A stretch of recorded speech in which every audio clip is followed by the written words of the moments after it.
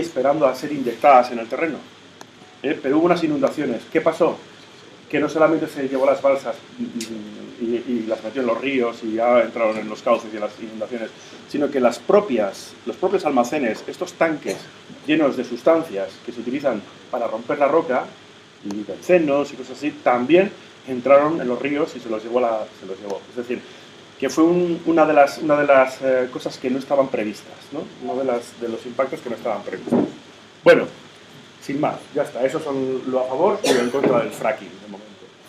El posicionarse en esto, a mí me hace gracia porque hoy he participado en Twitter en una discusión que ha acabado, como siempre, muy acalorada. Los partidarios y los detractores del fracking resulta que acaban discutiendo como un Barça Madrid. ¿Es mejor el Barça? Pues vamos a mejor Madrid. Y acaba así. No sé si será que es como que nuestra cultura es así, somos demasiado vehementes, somos muy pasionales que lo discutimos, pero incluso dentro de ámbitos científicos acabamos discutiendo en esos términos, ¿no? Yo creo que es mucho más serio. Yo les dije hoy una cosa, les dije, oye, el sabio apunta al cielo y el tonto mira el dedo, ¿no? Bueno, pues aquí pasa exactamente igual. Es decir, que estamos apuntando a muy lejos, a todo el futuro energético de España, bueno, y de Europa, y de Navarra. Navarra siempre ha sido pionera en energías alternativas. Yo me acuerdo en los 90 cuando venían aquí japoneses, chinos, de todo a ver los molinos. Pero siempre hubo una parte de la población que, bueno, pues es que claro, es un impacto porque no sé qué, los pájaros y tal, ya. Pero todos queremos llegar a casa y encender la luz. Hemos tenido picos aquí de 60% de energía eólica, ¿no? En Pamplona, algunas noches. No ha bajado, esto no ha hecho que baje la factura. O sea que en realidad estamos mezclando un poco también ese abuso por parte de ciertas empresas con nuestro bolsillo, ¿no? Pero yo creo que debemos dejar que la gente que es especialista y que está a favor del fracking también entre en los debates. Porque yo lo que he visto en lo que son las negativas es mucha visceralidad. He visto no por sistema. No, pero vamos a escuchar a los que dicen que sí, a ver qué pasa. Claro, luego es fácil rebatir muchas cosas, ¿no? Pero bien, en fin. Bueno, el proyecto Castor no tiene nada que ver con la fractura hidráulica y con el fracking. Es un almacén de gas. Aquí lo que se ha buscado es que a 1750 metros de profundidad se venía a inyectar gas. El problema está que nos hemos encontrado con un campo de fallas. Pero es que lo sabíamos. A ver, yo no me voy a poner ninguna medalla, pero en 2012, cuando nos enteramos de lo del proyecto Castor, podéis entrar en mi blog, ahí está escrito, advertimos sobre el gran problema. Pero el gran problema de la sismicidad no venía solo por mi parte y por mi compañero Miguel de las Doblas, que es al que yo le pedí que hablara sobre esto. Porque hubo una petición de alumnos míos de ciencias que me dijeron, mira, por favor, escríbenos algo sobre inyección de cosas en el terreno y sismicidad inducida. La persona que más ha estudiado sobre esto es él. Verdaderamente nos miran como si estuviésemos chiflaos cuando hablamos de que meter cosas en el terreno, líquidos, gases y tal, produce sismicidad. He aquí el ejemplo de ello. Lo habíamos advertido, pero es que no solo nosotros. La plataforma de ciudadanos en defensa de las tierras del Siena, allí en Tarragona, en la zona de Alcanar, lo había advertido también con unos datos que habían traído del Observatorio Sismológico del Ebro, en el que se decía, hay unas fallas muy grandes, tienen una recurrencia de un terremoto así fuerte y tal cada 30.000 años, pero solo falta ir allí a tocar las narices para que esto se reactive todo. Tenían los datos de Shell. La Shell fue la que sacó el petróleo de ese pozo, porque esto es un antiguo pozo de petróleo abandonado. Son unas rocas como esponja, una caliza porosa, en la que se sacó el petróleo. Y ahora se mete el gas. ¿De acuerdo? Ellos dijeron que habían provocado 40 terremotos. En aquellos tiempos no había muchos sismógrafos y no había posibilidad de acceder, tampoco había internet y nos enterábamos a tiempo real. Pero tenían advertencias desde varias zonas, ¿no? Es decir, desde el Observatorio del Ebro, plataformas ciudadanas, locos como nosotros por ahí por nuestra cuenta. O sea, había advertencias. Ahora están diciendo que no habían hecho un estudio exhaustivo y que tuvieron mala suerte. Pero es que justo esto está encima de una falla, que es una falla que se llama la falla de Amposta. ¿Sí?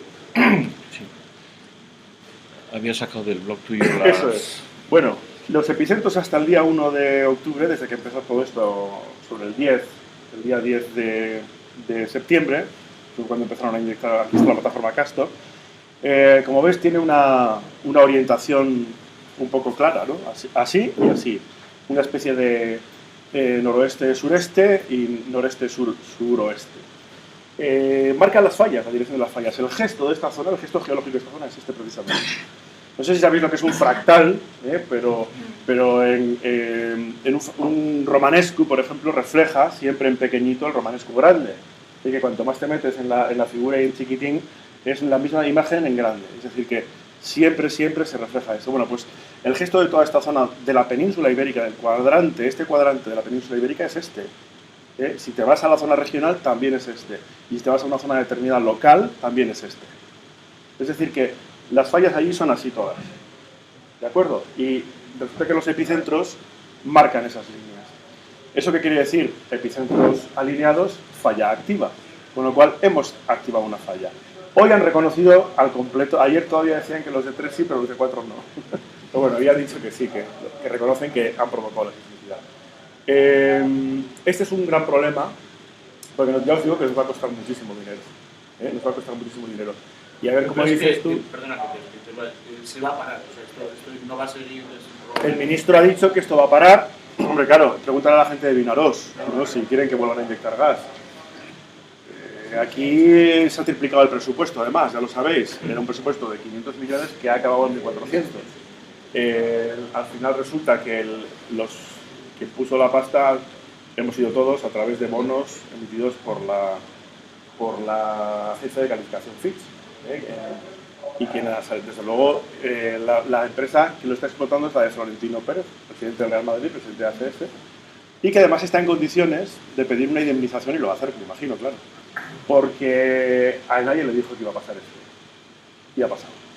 Y cuando ya hay 2 terremotos por encima de 4, no, perdón, 4 terremotos por encima de la escala 4, ya hablamos de palabras mayores. Esto quiere decir que puede haber más. Que sepáis que los terremotos son proporcionales, o sea, la magnitud de un terremoto es proporcional al tamaño de una falla. Una falla como el trocito de Alhama de Murcia, de la falla de Alhama de Murcia, que generó el terremoto 5,1 de Lorca, tenía 4 kilómetros, de 4 o 5 kilómetros. Aquí estamos hablando de que hay una falla de 51 kilómetros. Vamos, si la movemos puede generar una escala 7 perfectamente. Y de hecho hay datos paleosísmicos de que en los últimos 30.000 años ha generado varios escalas 7. Nada más que ir ahí. Por eso os digo que para qué estamos los geólogos, hombre, somos un poco los pepitos grillos de todo esto, ¿no? Nos viene un poco mal en la industria y luego pues también, no sé, nosotros no queremos estar en contra del avance energético y de las nuevas tecnologías y tal igual, pero sí tenemos que ser conscientes de que el trocito en el que vivimos es muy pequeñito y muy estrecho. De todo lo que hagamos allá abajo o aquí arriba, con el cambio climático y tal, nos va a afectar a nosotros. No podemos acabar peleando con el medio de tal forma, a ver quién se destroza primero el uno al otro, ¿no? Primero nosotros al medio y luego el medio reacciona y nos destroza a nosotros. Porque hemos pasado una frontera muy interesante en el año 2010, que es que la mitad de la humanidad ya vivimos en ciudades. Eso es una nueva experiencia para la vida en el planeta. Entonces, a partir de 2010, tenemos que considerar como una nueva época.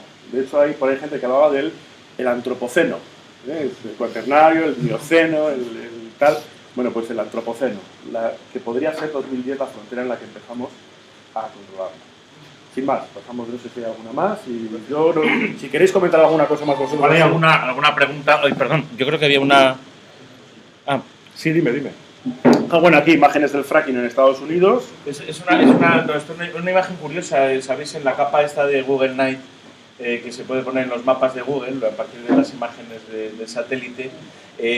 Las imágenes que salen en todo el mundo tienen ahí, bueno, pues evidentemente esto es la imagen del derroche, ¿no? Lo hemos comentado muchas veces del planetario y así, este tipo de cosas. No solamente es imagen del derroche, ¿no? Se ve también, bueno, pues evidentemente aquí ya veis principalmente la parte oriental de Estados Unidos, pues la mayor densidad de poblaciones, lo que comentabas, Antonio, de la cosa urbana, evidentemente hay un consumo mucho mayor de alumbrado y todo ese tipo de cosas. En los mapas del mundo, aquí no hemos puesto uno, pero se ven además algunos fenómenos curiosos, ¿no? Por ejemplo, el que en gran parte del África Central la forma de iluminar la noche es hacer hogueras, y esas hogueras lanzan una gran cantidad de luz al cielo, entonces se ven muchísimas luces en la zona de la Costa de Marfil y todo esto.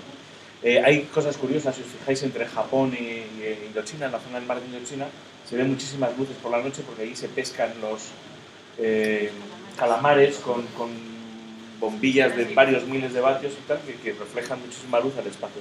Pero en los 2 últimos años, en la zona de Dakota del Norte, donde está enmarcado esto, apareció una nueva... Es una zona rural, que de día no tiene más así, pero que de noche se ha convertido en uno de los puntos más luminosos de Estados Unidos. Y es uno de los campos de fracking, ¿cómo se llama? El sitio, no me acuerdo ahora, Bakken, ¿no? La formación Bakken, creo que se llama. La formación Bakken. Es una parte de, creo que hay, pues, 8 pozos nuevos cada día, 1.500... Es una de estas formaciones de esquistos que almacenan un gas suficiente. Que sepáis que la euforia que hubo al principio en Europa ha ido cada vez a menos. Exxon, por ejemplo, ya ha abandonado los campos de Polonia. Se prometían no sé cuántos miles de millones de metros cúbicos y tal, y nada. Y aquí en España los últimos cálculos también son a la baja. O sea que esto vino con un bombo y platillo tremendo. Y poco a poco se fue perdiendo esa confianza. Y eso que has dicho de que lo que aprueba el Parlamento puede quedarse como papel mojado, ¿cómo es eso? Es lo que busca, el gobierno central lo que busca es que estas leyes, las leyes mineras, vamos a ver, en España tú no eres dueño de tu terreno, tú eres dueño de la parte en la que vives, de aquí para arriba. Claro, o sea, tú en Estados Unidos, mira estos señores, a lo mejor aquí hay uno que vivía de la ganadería, ¿no? Y de repente le dicen, tienes la formación esta debajo de tu casa, vas a sacar un pastón, pues adiós a las vacas, y me hago accionista de la empresa, porque yo voy a participar en mi finca de eso. Esa relación con el territorio existe en Estados Unidos, pero no aquí. Todo lo que hay, todo el agua, minerales, recursos energéticos, lo que sea que haya debajo de tu finca es del Estado, no es tuyo. Por lo tanto, tú no puedes explotar, no puedes hacer fracking así porque sí. Si tú tienes vacas y de repente te lo tienen que quitar, te lo tienen que comprar para poder hacer fracking. Entonces nuestra relación con el territorio es completamente distinta. Vamos a ellos coger una superficie como la provincia de Burgos y destrozarla y contaminarla y no sé qué, pues me imagino que no les supondrá demasiado problema. Pero es que nosotros no tenemos eso. Nosotros no disponemos de grandes superficies que poder destrozar.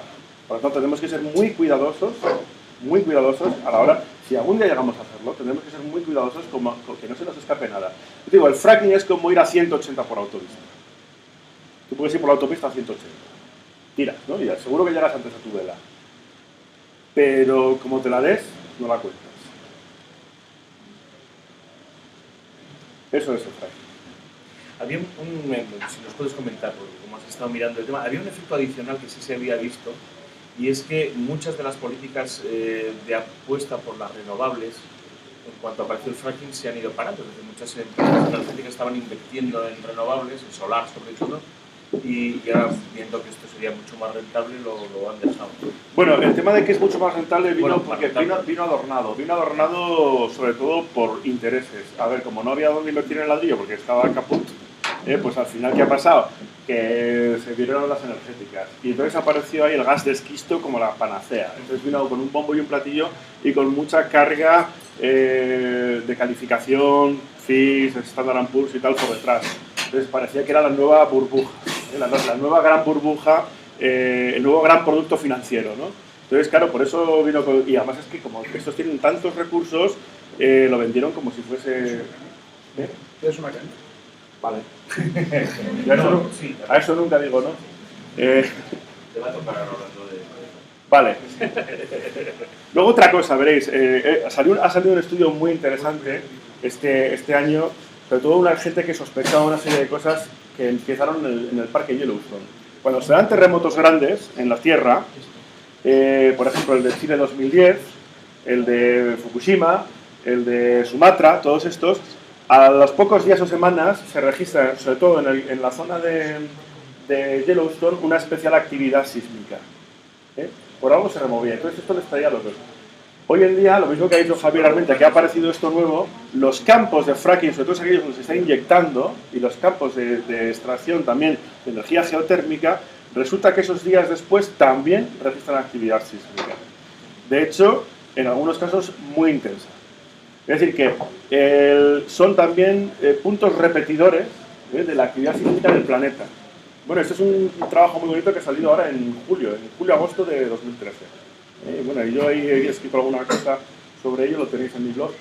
Y Y claro, también te abren los ojos un poco a pensar que aquellas zonas donde nosotros metemos mucho líquido, a lo mejor de por sí solas no pueden hacer saltar las fallas, o fallas que están muertas o que consideramos muertas o inertes. El problema de la sismicidad es que es muy contagiosa. Aquí lo hemos experimentado esta primavera. Empezó muy poquito en zonas altas, no llegaba a más de 500 metros de profundidad en la zona de Uterga. Poco a poco empezó a bajar en profundidad, Salinas, no sé qué, ya tocó Echauri y ya empezó todo, ¿no? Y al final, bueno, pues toda la zona de lo que es el Perdón Echauri estuvo temblando una temporada hasta que luego se replegó. Aquí en Vinaroz ha pasado igual.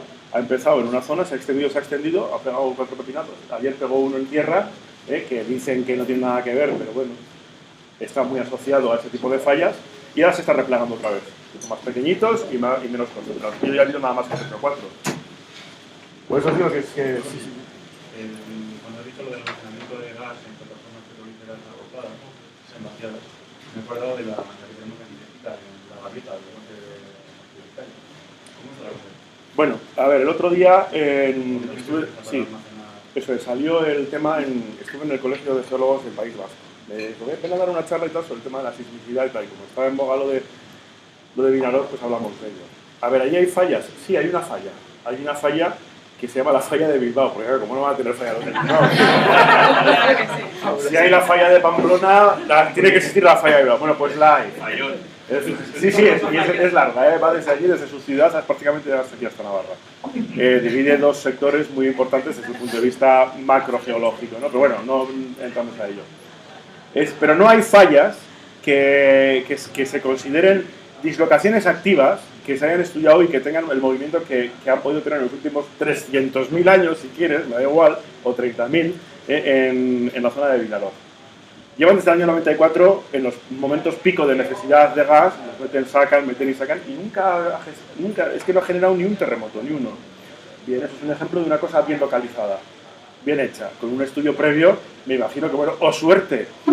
A lo mejor resulta que los de Vinaroz han tenido mala suerte, que es lo que decía hoy Ricardo del Potro. Hoy decía que él había tenido mala suerte. En fin, nada, no pasa nada. Ya ves, hay otras 3 más por ahí y tampoco pasa nada, ¿no? Esta es la única que ha generado este problema. Pero bueno, es que era como hacer algo muy platillo, porque ya te digo, allí con todas aquellas fallas, y todas activas, vamos, no activas en los últimos millones de años. Castellón era la zona menos sísmica de España, con Valladolid y Vizcaya. Esas 3 provincias son las que menos terremotos tienen históricos. Fíjate, en Castellón había 70 terremotos desde 1500 hasta hoy, bueno, hasta otro día.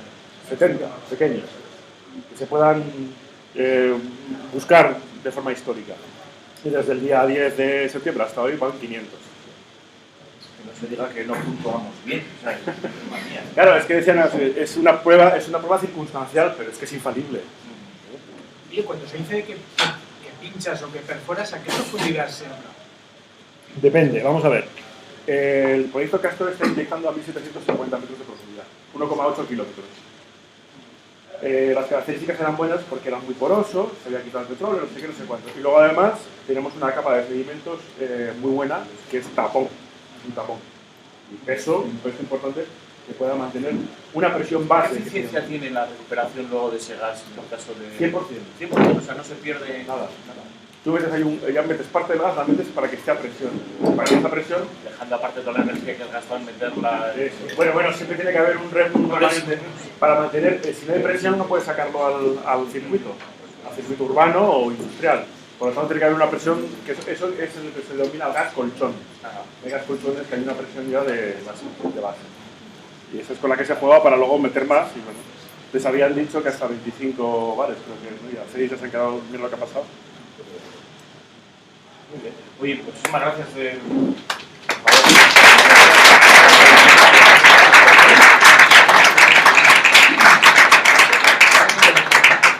Sí, gracias. Es un momento en el cual hablar.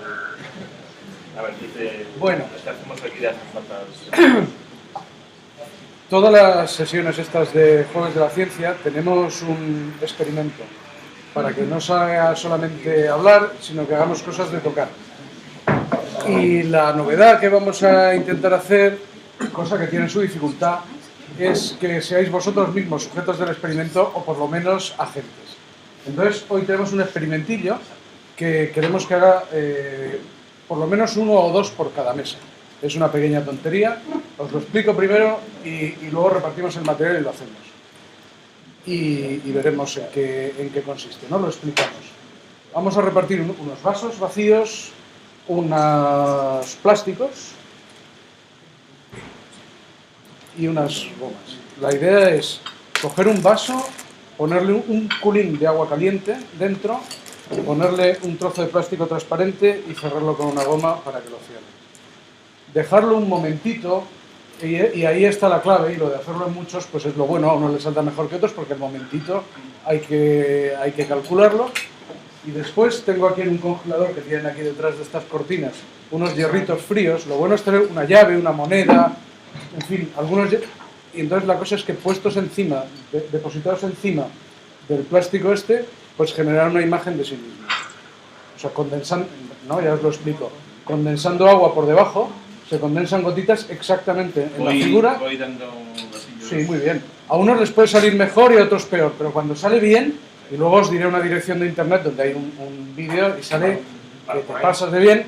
Entonces, si pones una moneda, se lee incluso, o sea, marca todas las letras y todo el troquelado de la moneda. Entonces, vamos a ver qué tal nos sale. Repartimos vasos. Ahora tenemos ahí una jarrita de agua caliente. No hay que poner mucho porque si está demasiado caliente, entonces no se condensa y entonces no funciona. Pero bueno, sí. Tira. Suficiente. A ver, los vasos. Yo voy a hacer el mío y así os lo enseño. No tiene más misterio que esto, ¿eh? Venga, reparto plásticos y gomitas. Hay plásticos de diferentes tipos. También es cosa de probar. No todos los plásticos funcionan igual de bien. Ya que tenéis dos, os doy dos plásticos. A ver. No sé si tiene más pasta. ¿Qué tenéis aquí? Y bueno, pues entre las plásticas para que luego podáis comparar los resultados, porque creo que tienen los ¿Tenéis manillas? Sí, somos muy conocidos. Yo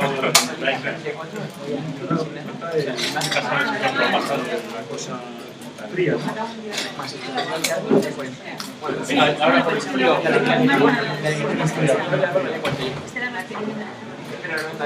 eso lo sabemos.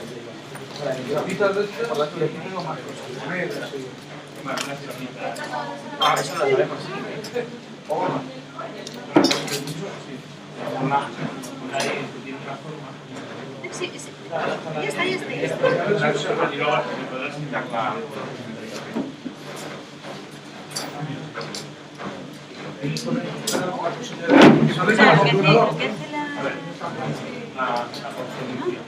sea, lo que hace el vapor es se condensa. Se condensa y la parte baja la forma de la o sea, la idea de hacer muchos es que no a todo el mundo le va a salir, ¿eh? O sea que... Oye,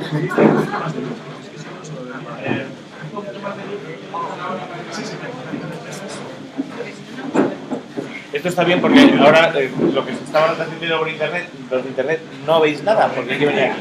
Explícaselo. No, sí, ya está ahí pensando. ¿Ya está? No, todavía no. Desde ahí delante y así lo ven ellos también. Ah, bueno, es verdad. Pero en este no puedo explicar. En este no ha salido. ¿Se pueden levantar? Sí. En este no ha salido porque se ha condensado demasiado. A ver, en algunos ha salido bien. Sí, en ese ha salido bien. Sí, la manera sí. En este se ha condensado demasiado. cuanto más bueno este lo mejor.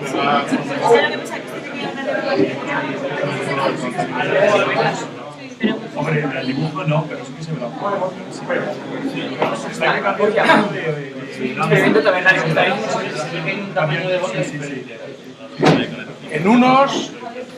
Aquí se han quedado dos tamaños diferentes de gota de si hay demasiada agua, y hay demasiado vapor, entonces condensa demasiado deprisa y entonces se hace toda una capa de gotas y entonces el frío le da igual.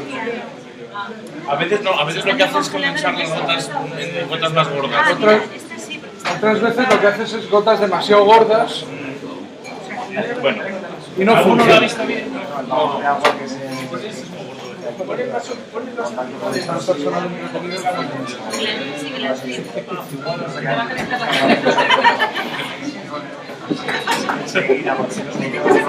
Ha sufrido el efecto clínico. Es que nos has traído aquí un policarbonato, no sé qué coño es esto, que no... Es un plástico. Me voy a hacer un abrigo con este plástico porque... La enfermedad bacterial.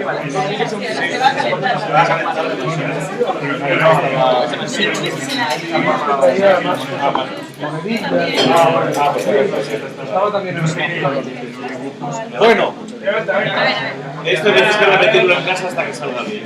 por lo menos Queremos las fotos por el email, queremos...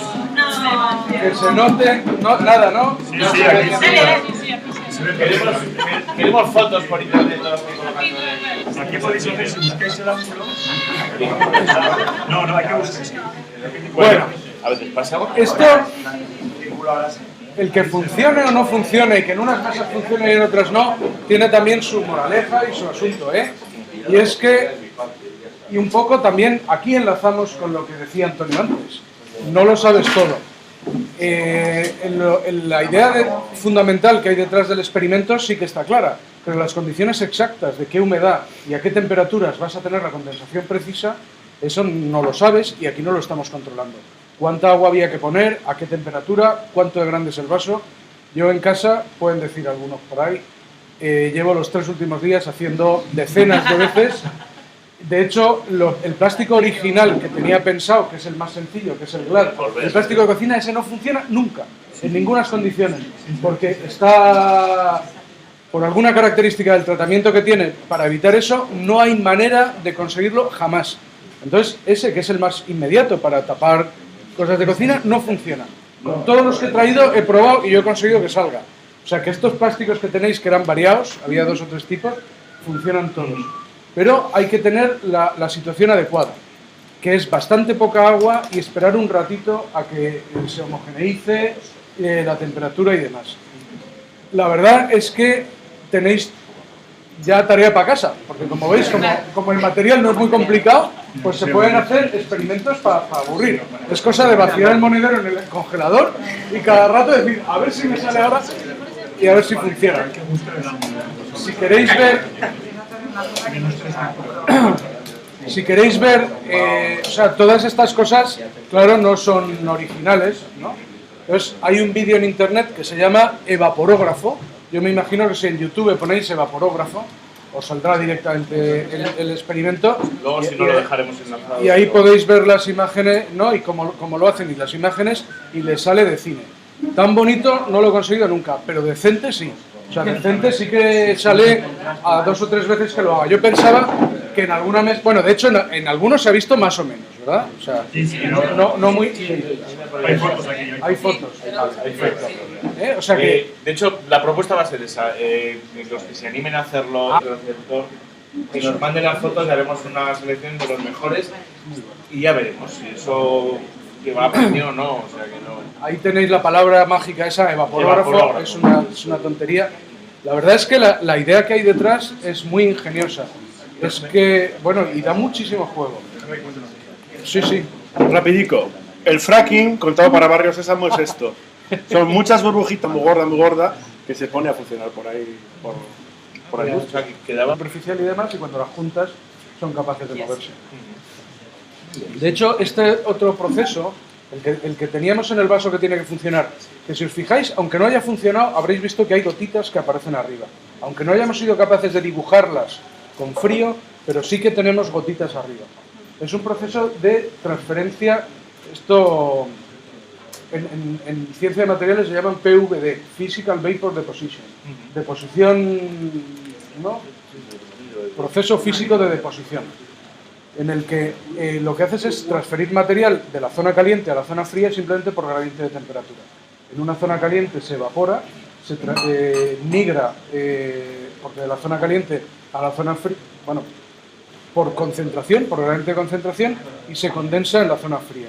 Y esta tontada hecha aquí en el bar, luego en las fábricas de circuitos integrados se utiliza para el diseño, para partes del diseño de circuitos integrados.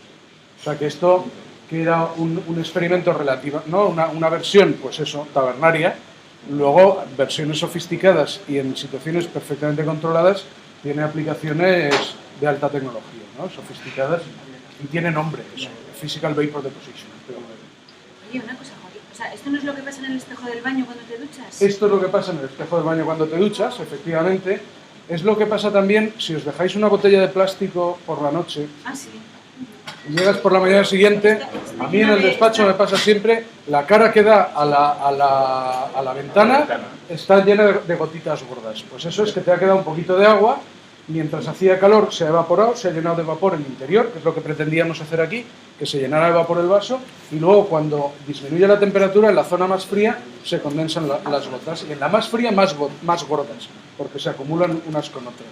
Entonces lo que pretendíamos aquí era hacer en versión experimental, porque los experimentos son una versión reducida donde intentas aislar un fenómeno que a ti te interesa, o sea, es un cacho de realidad, pero aislada, intentando que aparezca solamente lo que a ti te interesa, ¿no? Una cosa que hemos podido ver desde la ducha. ¿Y por qué se amontona el agua? Si os fijáis, se amontona en el cristal, ¿no? de la ducha, y más bonito todavía en los grifos, si tenéis un grifo monomando, en el lado del agua fría, no en el lado del agua caliente. Sí, es verdad.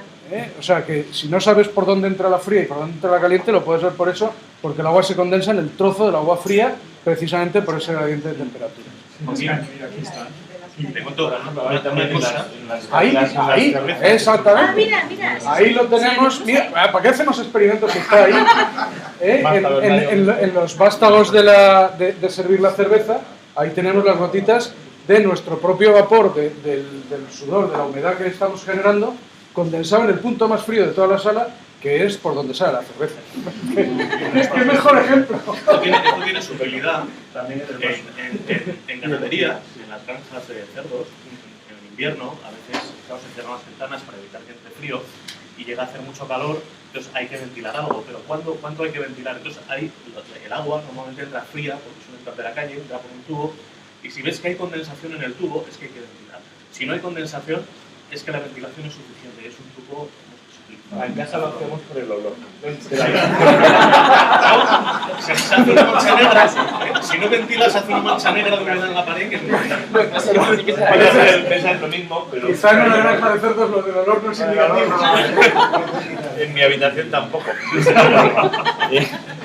Bueno, por cierto, a todo esto, el principio físico que hay detrás de que esto funcione así es que sabéis que la solubilidad del agua en el aire depende de la temperatura.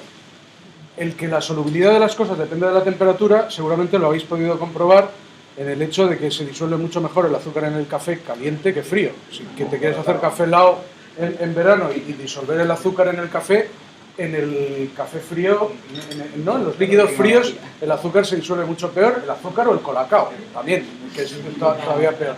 Entonces, lo mismo ocurre con la disolución de agua en aire, que es la clave. El aire que tenemos aquí está lleno de agua disuelta, es el mismo fenómeno, solo que en otras fases, y la cantidad que cabe, o sea, la solubilidad es el nombre técnico de la cantidad que cabe disuelta ahí, pues depende de la temperatura. Cuanto más caliente, más cabe, y cuanto más frío, menos. Entonces, en las zonas donde está más caliente, como cabe más, la recoge, y donde cabe menos, la suelta. Y la suelta en forma de precipitación de gotitas. Esta también es la razón, porque cuando llegas a 0 grados, la cantidad que le cabe es 0. Esa es la razón por la que se hace hielo en los congeladores. Porque cada vez que abres, entra un poco de aire que no está a 0 grados y lleva algo de humedad, por poca que sea, y cuando cierras, ese aire se enfría hasta 0 grados y toda la humedad que lleve le sobra, porque ya no le cabe nada, y entonces la tiene que dejar en algún lado y se forma hielo. No solamente eso, sino que baja la presión del aire que hay dentro de la nevera y por eso el congelador te cuesta más abrir la puerta, porque ha disminuido la presión que era la del vapor de agua que se ha congelado. Oye, interesantísimo. Muy bien. Teníamos ahora...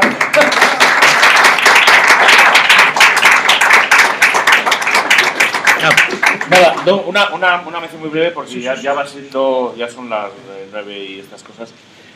Solamente deciros que se está celebrando en todo el mundo la World Space Week, la Semana Mundial del Espacio. Este es el logotipo que recordará el del Año Internacional de la Astronomía. Y bueno, hay actividades por ahí. Hay una de las cosas más divertidas, es que creo que es en Arizona, es donde están haciendo estos días un campamento marciano, ¿no? Sabéis que Marte de alguna forma irremediable nos atrae cosas malas, ¿no? Especialmente a la NASA. Lo que pasa es que esto ha sufrido uno de los efectos estos del shutdown de Estados Unidos, del tema presupuestario, es que como todos los medios de comunicación, todas las redes sociales de NASA las han cortado durante esta semana porque no tienen dinero, de repente el eco que estaba teniendo esta Semana Mundial del Espacio ha caído muchísimo.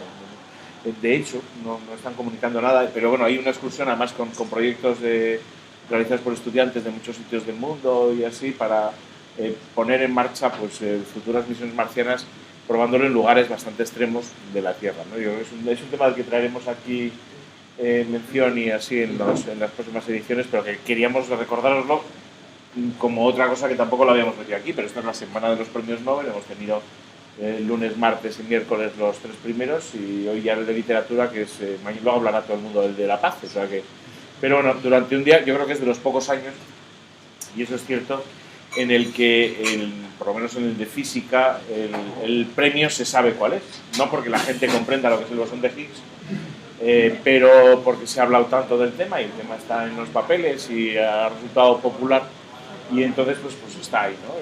El asunto de la química computacional yo creo que es una cosa de las que menos se ha oído hablar y más bello es, ¿no? Pensar que gran parte de la investigación química en los últimos 20 años se está haciendo en ordenadores que son mucho más eficientes a la hora de hacer modelos de cómo funcionan moléculas enormes de miles de átomos como son las proteínas y cómo se estructuran y cuál es su función. Todo eso se puede evaluar gracias a la potencia de las máquinas de cálculo y las 3 primeras personas que lo hicieron pues está ahí, ¿no? El asunto de las vesículas o el transporte de sustancias dentro de las células también es apasionante, ¿no? La verdad es que es curioso que estos avances en el conocimiento científico ocupen justo los titulares desde aquí unos pocos días y luego se nos olviden, ¿no? Yo, si voy a ser malo, ¿os acordáis de cuáles fueron, no ya los nombres, de los premiados? Que es difícil, obviamente, sino qué 3 temas en fisiología y medicina, en física y en química, qué 3 temas fueron los premiados el año pasado. ¿Cuál? ¿El reloj atómico? No. Eso hace más. Es que a mí me pasan los años. Claro, nos pasan los años a todos. Por eso digo que posiblemente este año sea uno de los años peculiares y especiales, como pasó con el de la radiación cósmica de fondo y tal, porque el bosón de Higgs sí será recordado porque de alguna manera ha llegado a la popularidad. Yo me acuerdo de marzo de 2010 cuando que digo que, o sea, yo me acuerdo en marzo de 2010 cuando, o sea, pusieron yo no tengo nada que ver, o sea, mi campo ni de estudio ni de trabajo no tiene nada que ver con la física, ni mucho menos, pero sí que recuerdo en marzo de 2010 cuando echaron a andar el acelerador de partículas del LHC y yo me acuerdo que lo estuve viendo en streaming ahí, como abrieron botellas de champán, porque a la segunda, no a la primera, a la segunda lo echaron a andar. O sea, quiero decir que yo creo que es una cosa que sí que ha sido mucho Sin embargo, más conocida por supuesto. Es cierto también que en agosto de 2008, cuando se produjo la primera luz de esta máquina, la primera puesta a punto, los meses anteriores se habló mucho más que en los 15 años anteriores, a pesar de la inversión enorme en el esfuerzo humano y en el esfuerzo económico para hacerlo, sencillamente porque había 2 taraos que habían puesto una demanda para que no lo prendieran porque se iba a acabar el mundo, ¿no? ¿Recordáis? Y los comentarios que había en las noticias en la prensa decían, es que los científicos han sido irresponsables, ¿no?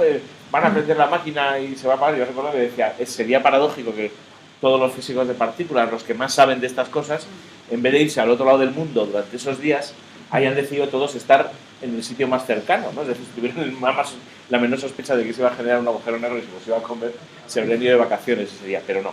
Pero bueno, la gente opera con estas cosas. Lo cual me trae un poco a esa recomendación, hacemos la recomendación literaria y ahora te dejo otra vez. La verdad es que los formatos a veces se entremezclan y Antonio Martínez Ron, conocido en las redes como Aberrón, y más conocido por su blog Fogonazos, cumplía 10 años de artículos, ¿no? Fogonazos es es una cosa bastante peculiar porque tiene mucho texto pero tiene muchísimas imágenes, ¿no? Fogonazos hacía un poco esa referencia a la visión y tiene muchos vídeos así, pero la verdad es que hay artículos muy interesantes y hace un recorrido por esa ciencia curiosa, yo creo que muy relevante, muy cercana a la gente que posiblemente no sabía que le gustaba la ciencia, ¿no? Como muchas de las cosas que nos iba contando hoy Antonio aquí, que no nos dábamos cuenta que son temas interesantes, son temas cercanos, son temas que nos pueden interesar. Y en este libro, además está muy centrado también en las historias de personas, de cosas que pasan curiosas, ¿no? Pensar que hay un plátano por ahí dando vueltas por la Estación Espacial Internacional y nadie lo había encontrado y no os voy a desvelar dónde está ni nada. Y el mismo título es bastante curioso porque se llama ¿Qué ven los astronautas cuando cierran los ojos? Una de las cosas que han ido narrando todas las personas que han subido por encima de la protección de nuestra atmósfera es que allí los rayos cósmicos inciden y no se absorben por una capa de atmósfera, ¿no? Entonces muchos de ellos estimulan la retina. Entonces cuando no hay un campo de visión, cuando un astronauta cierra los ojos, lo que ve es un fogonazo. Era un pequeño juego con el libro, pero es verdad, es una cosa que yo recuerdo que Pedro Luque decía, la primera noche que uno está, que te has puesto el antifaz y estás durmiendo, te quedas muy sorprendido porque estás constantemente viendo destellos como fenómenos, ¿no? Y dices, bueno, será que me he vuelto ya loco del todo. Eso también puede pasar, pero... Explica muy bien que tardaron un tiempo en saber lo que pensaba. Saber, claro, Los primeros veían aquello y además se callaban y decían, a ver si voy a estar loco. Pero luego, oye, ¿tú qué ves? Y luego incluso todo el experimento de cómo llegaron, porque ahora es muy fácil decir, claro, son los rayos cósmicos, pero en el momento original no era tan fácil y está muy bonito explicado, además de una historia muy interesante. Porque no todos los libros de divulgación científica... Hay artículos que no han salido en el blog, otros de ellos sí. No todos se escriben bien y a mí desde luego me está encantando como literatura. O sea, es periodista. De las que cuenta, está muy bien contado, a gusto de Antonio ha estado llevando la sección de ciencia de la información.com durante bastante tiempo, es periodista. Os recomiendo, si no habéis visto todavía nunca el documental que hizo El mal del cerebro, un documental de 3 partes, vamos a intentar a ver si en las semanas de la ciencia, que es dentro de nada, a ver si nos lo conseguimos traer y que nos cuente alguna de estas cosas, porque realmente yo creo que es un buen trabajo, es decir, es un periodista muy comprometido con la divulgación científica y eso es bueno también, ¿no? Yo creo que los dos mundos están pues aquí. Si no os habéis dado cuenta, esta es la sección El libro recomendado. El libro recomendado, claro. Perdón. Que se llama ¿Qué ven los astronautas cuando cierran los ojos? De Antonio Martínez Ron. Un libro recomendable se llama hoy. Que aunque está físicamente aquí, hay 2 copias, sí. No se encuentra en las librerías. La manera de comprarlo, porque está en fase de crowdfunding de estos, es ir a decir que lo compras y dar el número de la tarjeta y cuando llegue a 1000, que hemos dicho que lo queremos, porque yo también, este no es el que cuenta, entonces hacen la edición y te lo mandan. Y si no llegara, pues entonces no te cobran. Pues bueno, es una modalidad original, una forma original de comprar libros, pero vamos. O sea que en fogonazos.es, que es la web, está puesto aquí también en el esto, si os interesa, y yo creo que merece la pena, la verdad es que es entretenido y curioso. Y estamos llegando al final, pero otra de las grandes secciones que tenemos aquí. Bueno, solo hay una última cosa, que es a propósito, esto lo enlazamos con lo que decía antes Javier, de que el LHC se hizo famoso no por la ciencia, sino por la anticiencia, por la magufada, ¿no? O sea, la maravilla que estaban haciendo allí miles de científicos, la obra maestra de la ingeniería que allí, el vacío más alto que se ha conseguido probablemente en la galaxia y todas estas cosas, todo eso no importa, pero que 2 colgados digan, oye, que esto igual genera un agujero negro y nos traga a todos, eso nos lleva a las primeras páginas de los periódicos. Bueno, pues en línea con esto y con que una mentalidad crítica y un cierto conocimiento de la ciencia nos debe hacer dudar pensar las cosas por nosotros mismos. Un ejemplo del domingo pasado, también esto es actualidad. Estas dos gráficas que tenéis ahí en las pantallas son del domingo pasado, en el que salió una encuesta de intención de voto. Ahora no vamos a hablar de la intención de voto, solo de las gráficas. Bueno, de la intención de voto luego con las cañas, ¿no? Con los gin tonics después. La valoración de los números que hay. Pero la representación de los números es un tema absolutamente técnico, científico y catastrófico. A la izquierda tenéis una foto hecha a la televisión en lo que estaba emitiendo 4, televisión, y a la derecha lo que había en la página web del País. La del país, empezamos por la del País porque el mal es menor y además lo corrigieron rápidamente. Si os fijáis en la línea rosa, la que corresponde a UPyD, la que está abajo, a la derecha del todo, resulta que el 9,1 está por debajo del 9.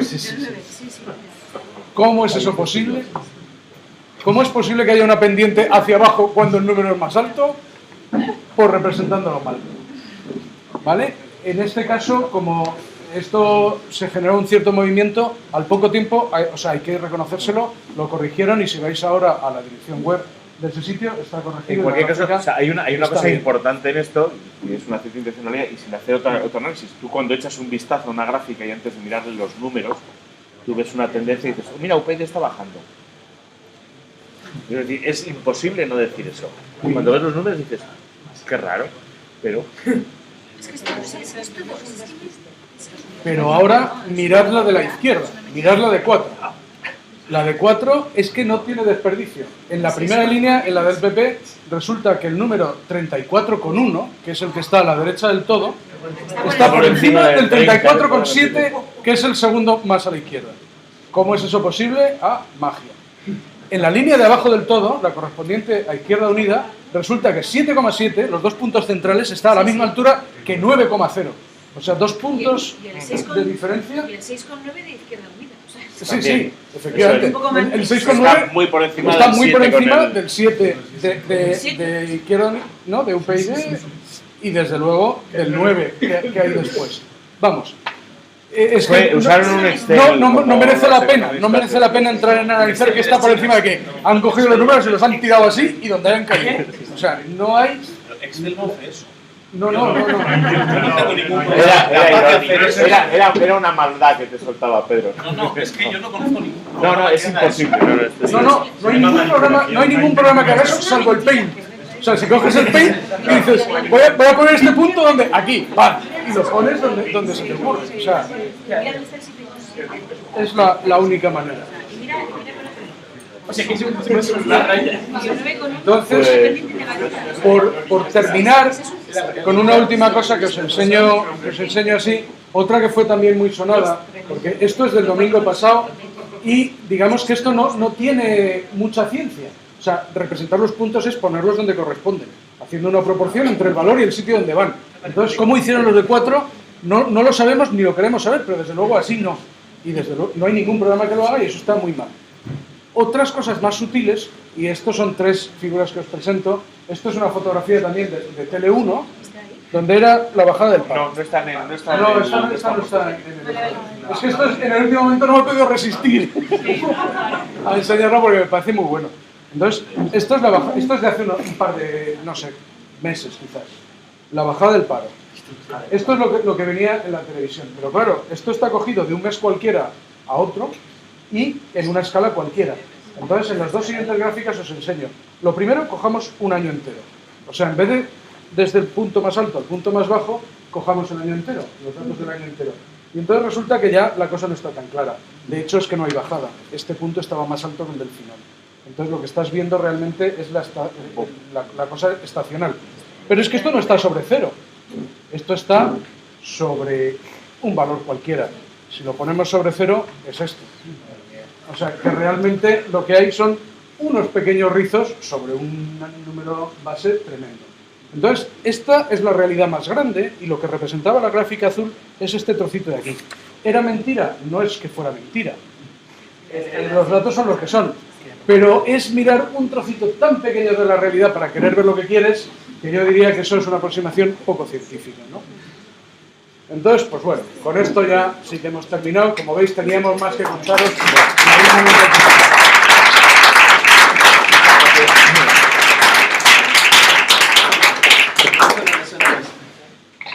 ¿Alguna pregunta, alguna cosilla, sugerencia? Joaquín, para el próximo día trae una de las subidas de los salarios también. Podemos traer la subida de los salarios. Oye, y cualquier cosa que queráis que hablemos aquí en las sucesivas ediciones, en directo, en la página web de Nivel de la Ciencia, donde queráis, y haremos lo que podamos. Muchísimas gracias. A ver, esto ya, hasta luego. Muy buenas.